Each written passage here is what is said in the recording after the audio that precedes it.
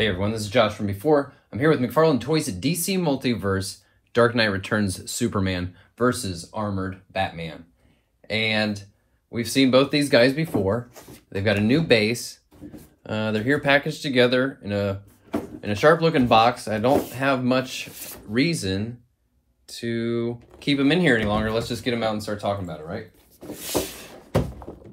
Before I pull the base out, I did want to point out this really cool comic art looking backdrop here behind the figures. That's nice. I hate that I have to destroy it to get that base out, but I'll take a moment to appreciate it now before it is ruined forever. Okay, so here they are out of the box. The fact of the matter is, we've seen both these guys already. I skipped the blue edition of the Armored Bat because I got this first one. I didn't need to get him again. I knew this 2-pack was going to come out, and I'd rather pick him up with the base than another solo carded Armored Bat, which is a cool figure and all. And at the time that came out, I liked that it was kind of their own departure and not exactly in the style of the Dark Knight Returns. But now that they've done this whole Dark Knight Returns wave, I'm like, well, yeah, I kind of wish they'd just given me the comic Armored Batman. But this is pretty cool. They've changed up the color scheme, obviously. They've given us a different helmet, slightly different. Looks a little bit closer to the Frank Miller style and the Snyder style even. The colors here are a bit closer to the Dark Knight Returns. Although I wish this yellow, I think, could stand to be a little bit brighter. Because there's like no contrast against this and the this very light gray color that they've chosen for the fabric underneath. Like, look, I'm going to take the saturation away completely. Look, there's like no contrast between these colors. Just a little bit more vibrant yellow, I think, would have popped a bit more. So this guy looks awesome. Cape especially is really awesome. Looks very heavy. It's got this great texture in it. I mean, the articulation's all right. Single elbows that rotate. Flexible shoulder pads give a little bit when you raise the arms. Kicks out and has a double knee. I'm definitely getting some, like, both of the like shin guard armor down here is super loose on the leg. I think it was kind of that way on the original too, but it's extra annoying here. This elbow is completely frozen. Fused. Yeah, and what stinks is that the original one came with extra hands. This guy has this fist and a freaking gun hand, which he doesn't have a gun. The far superior hand is this one like this that can be catching a punch from Superman. See, this is the kind of pose I'm trying to go after, where he's like catching a punch and he's about to clock him back, you know, or something like that. This guy has a gun hand. Now Supes, again, we literally just saw this guy a few weeks ago.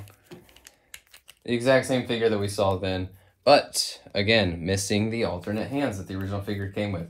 The main thing I wanted to compare is that my Superman here had this weird kind of like, kind of almost marbled looking kind of cruddy plastic, and I think this one looks a little bit better. Everything else pretty much looks the same to my eyes as far as I can tell. But you know the story. Beefcake, ugly Frank Miller style, single elbows with the rotation, good hand range, straight up flying.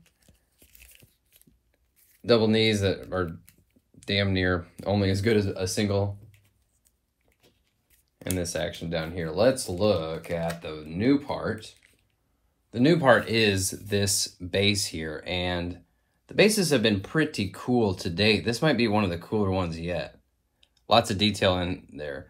Not as much paint as I'd like to see, you know. There's all these different materials, bricks, a street sign, tire, metal grate, etc., trash can.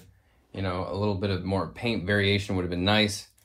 And I'll be completely honest, I do appreciate the bases, but ever since they gave us this this Dark Side throne, man, I'm really just more for these like more vertical props now, and I would rather see instead of just this thin narrow base, you know, that could stand 2 or 3 figures on it, I'd rather see more vertical. Like, I think a big street light, you know, would have kind of been cooler on a smaller little piece of real estate there.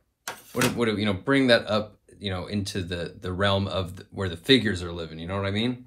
And while we're here, let's give a shout out to today's Hall of Fame entry. It is Tank Coat Pink, longtime friend of the channel, frequent presence during the live streams. I think maybe one of the first commenters during the live streams.